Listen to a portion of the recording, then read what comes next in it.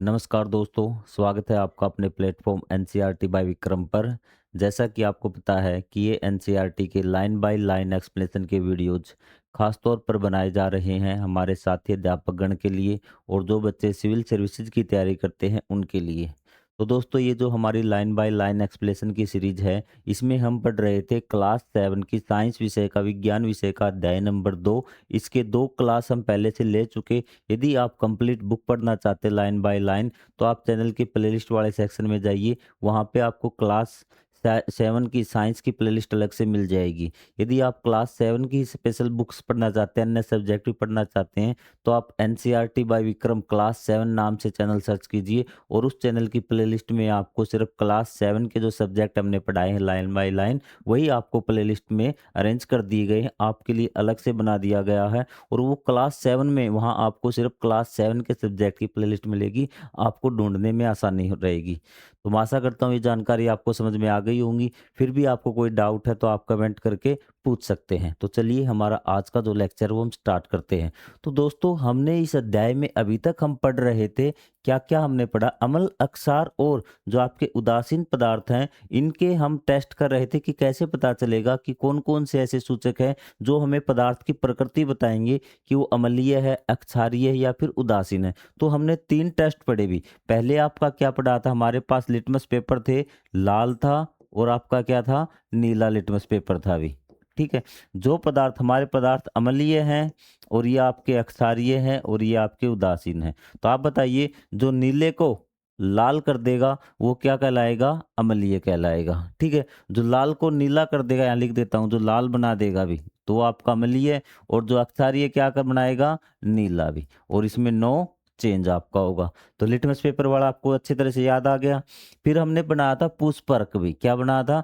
पुष्प अर्क, गुलाब के पुष्प अर्क। जो इसका रंग क्या कर देगा? लाल कर देगा, तो वो तो क्या कहलाएगा? क्षारीय सॉरी अम्लीय कहलाएगा। और जो इसका रंग कैसा कर देगा? हरा कर देगा, वो आपका क्षारीय कहलाएगा। और जो कोई परिवर्तन नहीं करेगा वो आपका पदार्थ उदासीन प्रकृति का कहलाएगा। ठीक है? उसके बाद हमने हल्दी ली थी। हल्दी के माध्यम से क्या है, सिर्फ हम किसका पता लगा सकते हैं? अक्षारीय का। क्योंकि जब हम हल्दी का कोई भी हल्दी क्या करती है कि जब अक्षारीय पदार्थ के संपर्क में आती है तो रंग बदल देती है भी। तो रंग में बदलाव किसके साथ होगा? अगर रंग बदल गया ना हल्दी के संपर्क में आने पे, तो वो पदार्थ क्या कहलाएगा? अक्षारीय होगा और इसमें किसी प्रकार का कोई परिवर्तन नहीं होगा। इसलिए ध्यान रखना कि हल्दी के माध्यम से हम सिर्फ किसका पता लगा सकते हैं? अक्षारीय पदार्थ का पता लगा सकते हैं। तो आपको ये बात समझ में आ गई। तीन, एक आपका हाइड्रोजेंड्रिया का पौधा था, वो उसने कहा था यदि अगर यह अम्लीय मिट्टी में उगेगा तो जो आपके फूलों का रंग कैसा होगा? अम्लीय में मिट्टी का ना, फूलों की मैंने अलग बताई थी आपको कि वो कैसे होगा? नीले रंग का होगा। यदि वह अक्षारीय प्रकृति में उगेगा तो उसके जो फूलों का रंग कैसा होगा? उसके फूलों का रंग क्या हो जाएगा? आपका गुलाबी या लाल होगा। मतलब वो भी आपको बता देगा मिट्टी का प्रकार कैसा है। कि हम मान लेते हैं यहाँ पे एक पौधा उगाया आपके पास हाइड्रोजेंड्रिया का, उसके फूल लाल हैं भी। क्या हैं? लाल हैं। तो आप बताइए कि आपकी मिट्टी कैसी है? आप कहेंगे सर फूल लाल है तो मिट्टी क्या होगी? ये आपकी अक्षारीय होगी। क्या होगी? अक्षारीय होगी।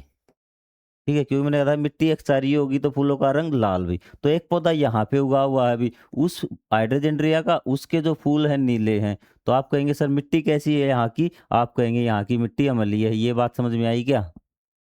ठीक है? तो अब तक तो हम बात कर रहे थे जिन्हें हम देखकर पता चलता था, जिनको हम मिलाने से पता चलता था कि पदार्थ की प्रकृति अम्लीय है, क्षारीय है या फिर उदासीन। लेकिन कुछ ऐसे पदार्थ हैं जो जो अम्ल या क्षार के संपर्क में आने पर उनकी गंध बदल जाती है। तो ऐसे पदार्थों को हम बोलेंगे घ्राण पदार्थ। क्या बोलेंगे? घ्राण सूचक कहा जाएगा। घ्राण पदार्थ भी बोलते हैं कई बार इनको, घ्राण सूचक, जो क्या है अपनी गंध बदल देते हैं अम्ल या क्षार के संपर्क में आने के बाद, तो आपके घ्राण सूचक कहा जाता है। अब हम देखते हैं किस प्रकार से वो अपनी गंध को बदलेंगे भी। एक पात्र में कुछ बारीक कटे हुए प्याज लीजिए भी। ये तो आपके लिए आसान बात है कि आपको बारीक क्या कटे हुए प्याज लेने हैं। साथ ही इसमें साफ सूती वस्त्र की अथवा निषेधांक पत्र की कुछ पट्टियां भी डालिए। तो आपको क्या डालना है कि आपको साफ सूती वस्त्र की पट्टियां डाल दीजिए, या फिर आप क्या कर दीजिए, निषेधांक पत्र मतलब फिल्टर पेपर, जो पेपर आप छानने के लिए यूज करते हैं ना, तो उसकी आप कुछ पट्टियां डाल दीजिए। पात्र को कसकर बंद कर दीजिए और रात भर के लिए छोड़ दीजिए। हमने उसको बंद कर दिया और रात भर के लिए छोड़ दिया। पात्र से सूती वस्त्र या निषेध अंक पत्र की 2 पट्टियाँ निकालिए, उनकी गंध की जाँच कीजिए भी। तो आपको क्या करना, 2 सूती वस्त्र है उनकी आपने खुशबू सूँघ कर देखी भी, कैसी गंध उनमें आ रही है। इन्हें स्वच्छ सतह पर रखिए और एक पट्टी पर इमली के पानी की कुछ बूंदें डालिए, दूसरी पट्टी पर बेकिंग सोडा के विलीन की कुछ बूंदें डालिए, बूंदों की पट्टियों को फैलने दीजिए, गंध की पुनः जाँच कीजिए भी। अब आप देखिए भी, यहाँ आपने क्या-क्या काम करने हैं। ये आपका कोई बर्तन है भी, मान लेते हैं, ठीक है? इसमें आपको प्याज़ की कुछ काटनी है, बारीक प्याज़ काट लेनी है और इसमें क्या आपको सूती वस्त्र हो तो सूती वस्त्र आपका साफ, तो ऐसी आपको पट्टियाँ काट लेनी सूती वस्त्र की, 2 ही काट लेना भी, ज़्यादा मत लेना और इसको इसमें डाल दीजिए, ऊपर से ढक्कन बंद और सुबह इसको क्या कर लीजिए, ये हो गई आपकी सुबह भी। सुबह आपने इसका ढक्कन क्या कर दिया, खोल दिया और ये 2 पट्टियाँ आपने इस प्रकार से निकाल ली भी। ये बात आपको आ गई समझ में? और इनकी आपने जो गंध थी वो सूँघ कर देखी, कैसी खुशबू आ रही है अभी, ठीक है? तो फिर आप क्या करना है, इन्हें स्वच्छ तय पर रखिए, एक पट्टी पर इमली की बूँदें भी, इस पे डाली हमने किसकी?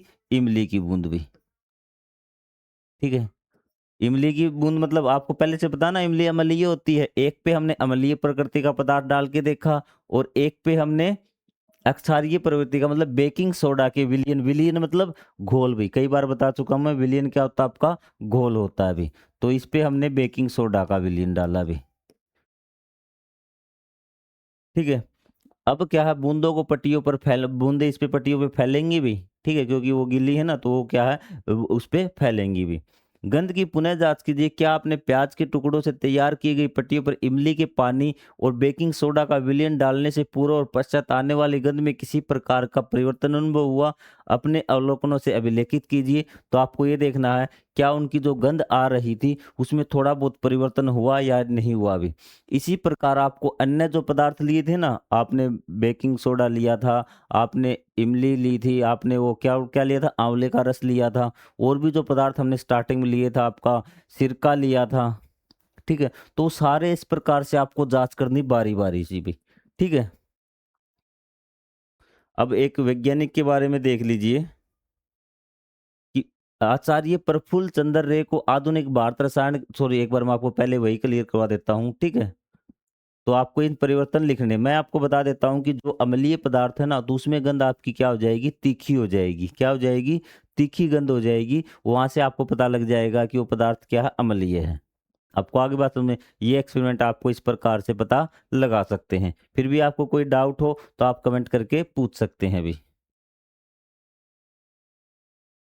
अब एक वैज्ञानिक के बारे में पता कर लीजिए भी। आचार्य प्रफुल्ल चंद्र रे को आधुनिक भारतीय रसायन विज्ञान का जनक, रसायन विज्ञान मतलब जो आपकी केमिस्ट्री है भी, केमिकल्स जिसमें यूज होते ज्यादातर, वो आपका रसायन विज्ञान कहलाता है। तो उन्हें आधुनिक भारतीय रसायन विज्ञान का जनक कहा जाता, मतलब इन्होंने इसके रसायन विज्ञान में बहुत ज्यादा काम किया है भी, ठीक है। उन्होंने यूनाइटेड किंगडम के रसायन विज्ञान में डॉक्टरेट की उपाधि प्राप्त की है और भारत लौट आए। उन्होंने भारत में वैज्ञानिक अनुसंधान को अग्रसर करने में योगदान दिया।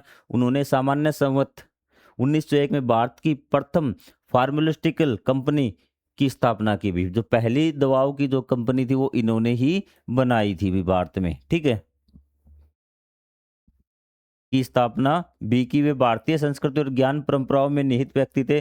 भारत में रसायन विज्ञान के इतिहास पर अपने लेखन के माध्यम से उन्होंने आधुनिक जगत में प्राचीन भारतीय वैज्ञानिकों की उपलब्धि और विशेषताओं पर में प्रकाश। उन्होंने बताया कि जो भारत के प्राचीन वैज्ञानिक थे ना, उनके बारे में भी इन्होंने बहुत काफी दुनिया को बताया भी।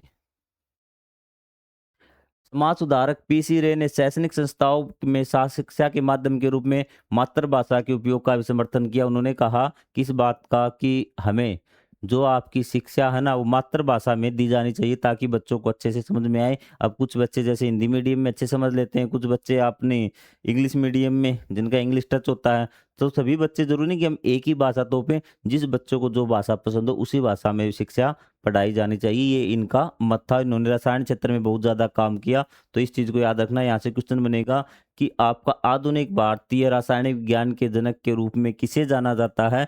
वो है आपका आचार्य प्रफुल्ल चंद्र रे, जिनको शॉर्ट में बोलते हैं पीसी रे। आपको ये बात इसमें से याद रखनी है बस, और कोई बात आपको इतनी ज़्यादा याद नहीं रखनी भी। ठीक है। अब तक हमने देख लिया कि ये अम्लीय पदार्थ है, ये अक्षारीय पदार्थ है, ये उदासीन पदार्थ है। अब क्या होगा जब हम इन दोनों पदार्थों को मिला दें? क्या कोई विस्फोट हो जाएगा क्या? बम की तरह? या फिर क्या चीज़ें होंगी? ये चीज़ हमें समझनी है अभी। साथ मिश्रित किया जाता है अभी। एक परखनली में नींबू के रस की एक बूंद लीजिए और उसमें जल की लगभग 20 बूंदें डालिए। इसके रंग का अवलोकन कीजिए भी। जल तो क्या होता है आपका? उदासीन होगा। जल तो क्या है आपका? उदासीन होगा भी। तो एक परखनली में आपने क्या ले लिया? नींबू के रस की बूंदें ले ली, उसमें जल की लगभग 20 बूंदें डाली। इसके रंग का अवलोकन कीजिए कि रंग कैसा हुआ अभी। इसमें नीले लिटमस की विलियन की एक बूंद डाली, क्या आपको कोई रंग परिवर्तन दिखाई दिया? तो आपने क्या किया, उसमें फिर नीले लिटमस की आपने बूंद डाल दी भी। ठीक है। इस प्रश्नावली को क्या आपको कोई परिवर्तन दिखाई दिया? इस प्रश्नावली में सावधानीपूर्वक बिंदुपात की सहायता से चूने के पानी की बूंदों को डालिए, इसे भली भांति हिलाइए। क्या आप इसे कर देखते हैं, क्या विलयन के रंग में कोई परिवर्तन होता है? एक अवस्था ऐसी आती है जब रंग विलयन का रंग लाल से नीला हो जाता है। अब उपरोक्त विषय में नींबू के रस की एक बूंद डालिए, क्या आप अनुमान लगा सकते हैं रंग में परिवर्तन क्या होता है? मैं बताता हूँ आपको बारी बारी से क्या करना, आपको यहाँ से समझ में नहीं आएगा अभी। ठीक है।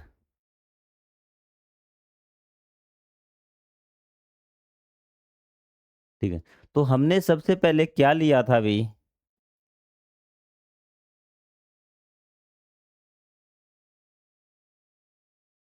सबसे पहले हमने लिया था एक परखंडली भी। ठीक है। इसमें आपका क्या था? पानी था अभी। क्या था? पानी। ठीक है, मैं आपको यही सारी चीज़ आपको समझा दूंगा अभी।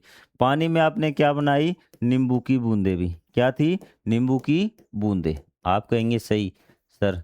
अब नींबू की बूंदे आपने बता दिए क्या होता है? ये अम्लीय होता है। क्या होता है? अम्लीय होता है। और ये क्या होता है? उदासीन। क्या है? उदासीन। उदासीन तो बेचारा उदास ही रहता है, ये कोई काम नहीं करता। तो ये जो घोल था, पानी पहले क्या था? उदासीन। आपने उसमें क्या मिला दिया? अमल मिला दिया, तो ये क्या हो गया? अमल भी। क्या हो गया? अमल। ये बात आपको इतनी समझ में आ गई? यहाँ से देखिए आप, यहाँ से आपको चीजें क्लियर होंगी भी।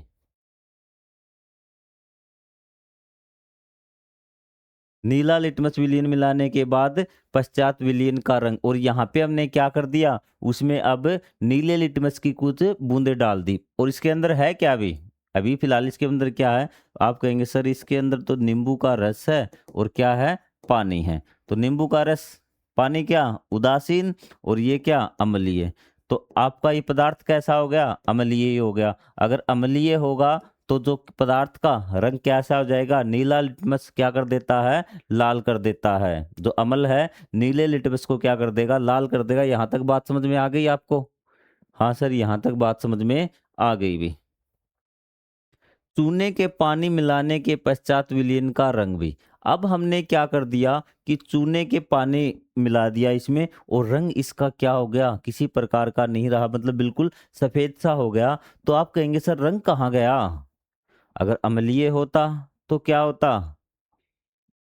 लाल होता। लेकिन नीला भी, आप ये नीला मत देखना, नीला नहीं है आपका। तो ये ऐसा कैसे होगा? इसका मतलब कि आपका न तो ये अम्लीय रहा, न आपका अक्षारीय रहा।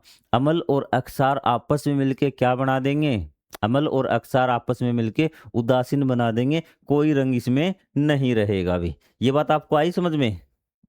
अब देखिए, मैं आपको यही बातें अब समझाता हूँ बिल्कुल अच्छी तरह से, ताकि आपको सारी चीज़ें उदासीन समझना किसी काम का नहीं। यदि उसमें कोई आपका अम्लीय घोल है, यदि वो उदासीन के साथ मिल गया ना, तो अम्लीय ही रहेगा। अगर आपका अक्षारीय है, वो उसके साथ मिल गया, नहीं आया समझ में? ये देखिए भी, अम्ल प्लस उदासीन यहाँ समझ लेंगे तो आपको। अब बताइए, अमल और उदासीन अगर मिल गए तो क्या बनेगा? सर उदासीन तो कोई काम का नहीं, अमल ही बनेगा। ये बात आ गई समझ में? अगर यहाँ पे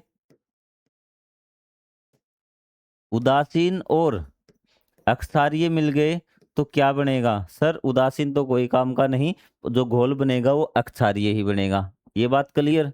अब मैं कहूं कि यहाँ पे अम्ल और आपको अक्षार मिला देने हैं भी, तो यहाँ पे ये कहेगा कि ये दोनों मिल गए ना, तो ये दोनों मिलके आपस में लड़ाई दंगा कर लेंगे और ये उदासीन हो जाएंगे। दोनों बराबर की टक्कर होगी, दोनों क्या हो जाएंगे? उदासीन हो जाएंगे, कोई किसी काम का नहीं रहेगा, उदासीन हो जाएंगे। ये बात आपकी आप आ गई समझ में? इतनी बात आ गई ना समझ में? अब यहीं से आपको इसकी थ्योरी समझ में आएंगी, जब आप पढ़ेंगे ना तो आपको किसी प्रकार की कोई दिक्कत नहीं होगी भी। प्रारंभ में जब नींबू के रस को विलयन में नीले लिटमस विलयन की एक बूंद डाली जाती है तो विलयन का रंग लाल हो जाता है भी। ये बात आपको आई समझ में? क्यों लाल हुआ? क्योंकि नींबू का रस क्या था आपका? अम्लीय था, और अम्ल क्या कर देगा? नीले लिटमस को लाल कर देगा। आपको बात अच्छी तरह से पता है? हाँ सर, हमें ये बात पता है कि नींबू का रस अम्लीय था और नीला लिटमस डाला तो वो लाल कर दिया, कोई दिक्कत नहीं। जब इस परखनली में चूने का पानी मिलाया जाता है तो विलयन का रंग अत्यंत लाल से नीला हो जाता है।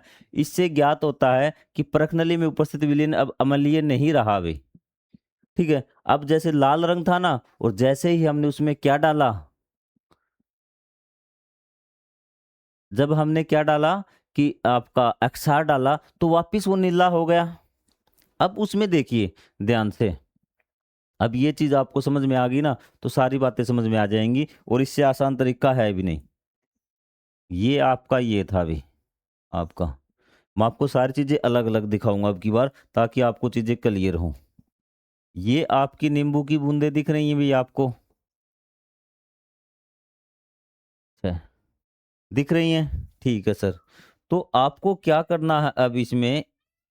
इसमें आपको नीला क्या डालना है? आपको क्या डालना है? आपको लिटमस की बूंदें डाली, नीले लिटमस की, क्योंकि लिटमस आपको बताया था गोल के रूप में पाया जाता है और पेपर के रूप में भी। नीले लिटमस की आपने बूंदें यहाँ पर डाल दी। जैसे ही आपने नीले लिटमस की बूंदें डाली तो क्या हुआ कि सर इसका रंग तो क्या हो जाएगा? लाल हो जाएगा। क्या हो जाएगा? लाल हो जाएगा। घोल का रंग क्या हो गया? लाल हो गया, हम मान लेते हैं। इतनी बात आ गई समझ में? क्योंकि नीला लिटमस क्या हो जाता है? लाल हो जाता है। फिर हमने इसमें ऊपर से क्या डाल दिया? हमने ऊपर से इसमें क्या डाल दिया कि दोबारा से आपका अक्षार डाल दिया। क्या डाल दिया? अक्षारीय पदार्थ डाल दिया। जैसे ही अक्षारीय पदार्थ डाला तो हमें क्या देखने को मिला? हमें ये देखने को मिला कि जो ये रंग लाल था ना, ये वापिस क्या हो गया? नीला हो गया। क्या हो गया? नीला हो गया। मतलब लिटमस था, वापिस क्या हो गया? नीला हो गया। अब लिटमस नीला हो गया तो इसका मतलब कि जो आपका नीले से लाल नहीं हुआ, मतलब वापिस उसी में आ गया। मतलब अब ये नीला लिटमस लाल नहीं हुआ, वापिस कहाँ चला गया? उसी में चला गया। तो इसका मतलब क्या होगा कि जो अम्लीय गुण था उसका खत्म हो गया। ठीक है, अब समझाता हूँ भाई। ये एक बच्चा खड़ा है भाई, क्या है? खड़ा है। टीचर क्लास में आया तो ये बच्चा क्या हो गया? बैठ गया बेंच पे भी। क्या हो गया? बैठ गया। ठीक है, और जब ये टीचर चला जाएगा, जब ये टीचर चला जाएगा तो ये फिर से खड़ा हो गया।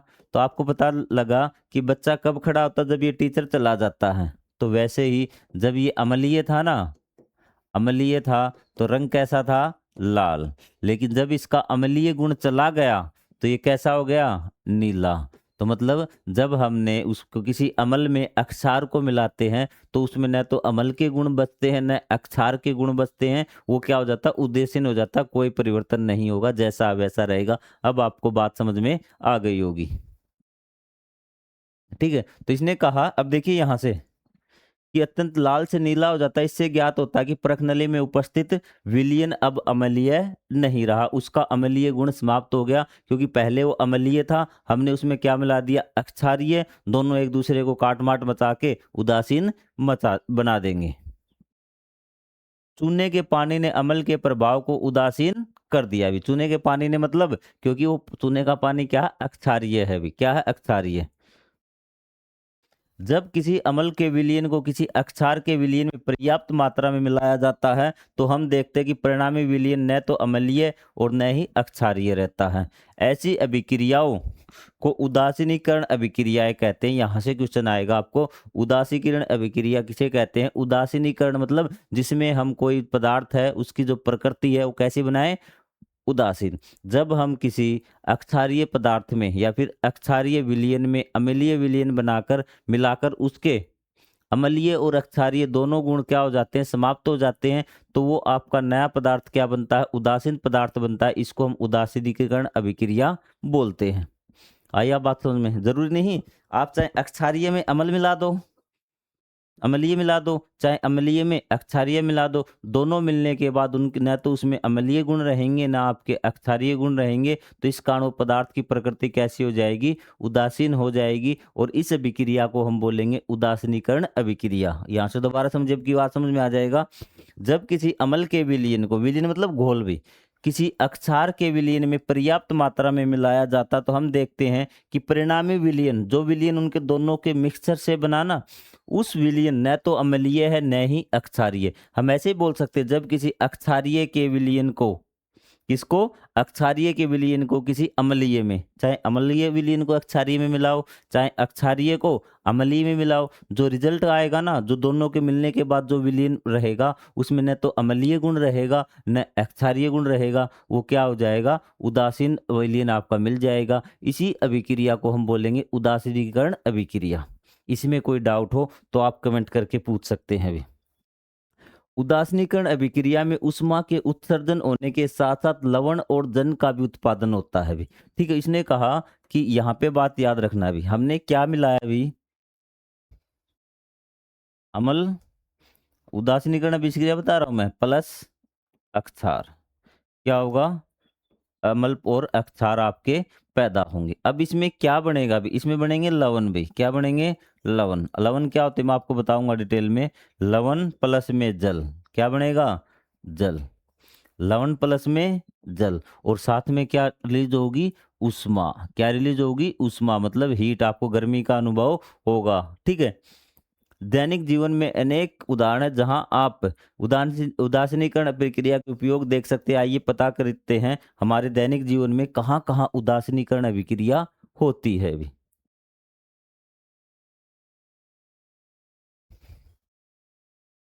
अब देखिए भी, कीर्ति उद्यान में एक तितली को देख रही थी, उसके हाथ पेड़ के तने पर टिका हुआ था, ऐसे लगा के, आज देखते हैं ना।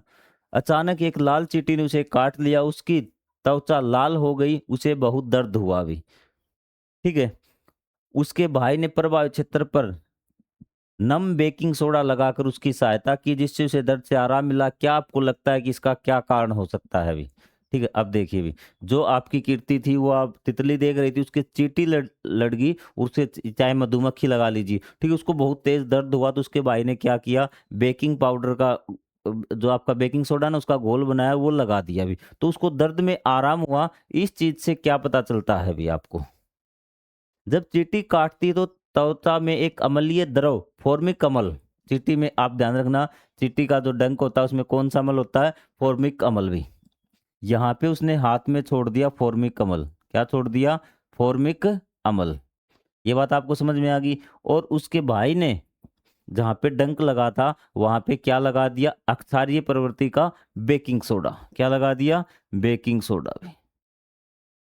जब तक अमल रहेगा ना, तब तक क्या रहेगा, वो ये दर्द करेगा, लेकिन जैसे ही बेकिंग सोडा इसके संपर्क में आ गया, ये क्या बना देगा, उसका ये लवण बना देगा। क्या बना देगा, लवण। न तो ये अमल, ये भी क्या रहेगा, उदासीन हो जाएगा, अमल किस में बदल जाएगा, लवण में बदल जाएंगे ना ये सारे, तो क्या होगा, उसको दर्द कम हो जाएगा, क्योंकि ये उदासीनीकरण अभिक्रिया है। हमने जो हम अमल था उसका भी प्रभाव जीरो कर दिया, जो आपका अक्षार था उसका प्रभाव जीरो, अब आपका दर्द क्या हो जाएगा, कम हो जाएगा। क्या आपको बात समझ में आई? यहाँ से समझने की कोशिश कीजिए। जब चींटी काटती है तो त्वचा में एक फॉर्मिक अम्लीय द्रव स्रावित करती है। अमल के प्रभाव को नम बेकिंग सोडे से रगड़कर अप्रभावित किया जा सकता है, क्योंकि बेकिंग सोडा क्या होता है, अक्षारीय होता है। आपको क्या करना है, फॉर्मिक जो आपने डंक मारा उसमें फॉर्मिक अम्ल है, उसको ही तो कम करना है।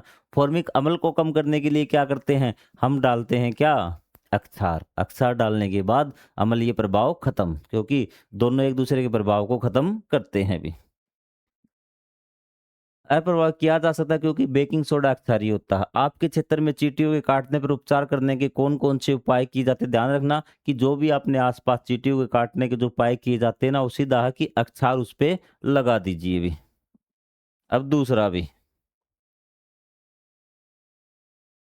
कृषक पोर्टल कृषि सहकारिता एवं कृषक कल्याण विभाग का एक ऑनलाइन प्लेटफॉर्म है कृषक पोर्टल। क्या है? कृषक पोर्टल मतलब एक प्लेटफॉर्म बना, जैसे आपके व्हाट्सएप फेसबुक है ना, वैसे किसानों के लिए एक पोर्टल बना रखा कृषक पोर्टल भी। पर एक किसान ने पूछा, मेरे पौधे कुछ दिनों से भली भांति वृद्धि नहीं कर रहे हैं। विस्तृत चर्चा के पश्चात ये पाया गया कि रासायनिक उर्वरकों के अत्यधिक प्रयोग से मृदा अम्लीय हो गई है भी। तो उन्होंने कहा कि पौधे बढ़ क्यों नहीं रही, फसलें इतनी ज्यादा नहीं हो रही। तो उन्होंने जब जो कृषि वैज्ञानिक था उन्होंने अच्छी तरह से बात की, तो ये पता लगाया कि जो किसान है ना, तो उसने जो खाद का प्रयोग है वो अत्यधिक किया है भी, जिसके कारण मिट्टी की प्रकृति कैसी हो गई? अम्लीय हो गई। ठीक है, मिट्टी क्या हो गई? अम्लीय। रासायनिक उर्वरक पौधों को उन्नत प्रकार से विकसित करने के लिए मृदा में मिलाए जाने वाले पदार्थ होते हैं। मृदा के उपचार हेतु कृषक को सुझाव क्या दिया जा सकता है भी? अब किसान ने कहा कि मेरी फसल बहुत कम हो रही है, तो जो उसने बताया, ठीक है, जो उसने बताया कि वो कहा कि आपकी मिट्टी क्या हो गई है? अम्लीय हो गई है, अम्ल की मात्रा ज्यादा हो गई है, अब अम्ल की मात्रा कम करनी पड़ेगी। ठीक है, किसान को ये बात आई समझ में? अब आप क्या सुझाव देंगे कि खेतों में क्या छिड़कना चाहिए कि जिससे उसकी प्रकृति अम्ल में कमी आ जाए? अम्ल को कौन कम करेगा? अक्षारीय, क्योंकि अक्षारीय दोनों को एक दूसरे को काटा कुटा मार देंगे, खत्म कर देंगे दूसरे को। तो अक्षारीय क्या होता है आपका? आप कहेंगे सर ये चूना होता नहीं, हमारा अक्षारीय। यदि वो अपने खेतों में चूना डाल देगा ना, तो क्या होगा? आपका अम्ल और अक्षार दोनों मिलके खत्म हो जाएंगे, उदासीन हो जाएंगे, तो मिट्टी की अम्लीयता कम हो जाएगी। जब मृदा अत्यधिक अम्लीय होती तो पौधे भली भांति विकसित नहीं होते। इसे चूने से उपचारित किया जा सकता है। मैंने बताया था ना अक्षारीय, तो चूना क्यों डाला? क्योंकि चूना अक्षारीय होता है, जो कि अक्षारीय प्रकृति का हो सकता है। तो ये चीजें क्लियर आपकी?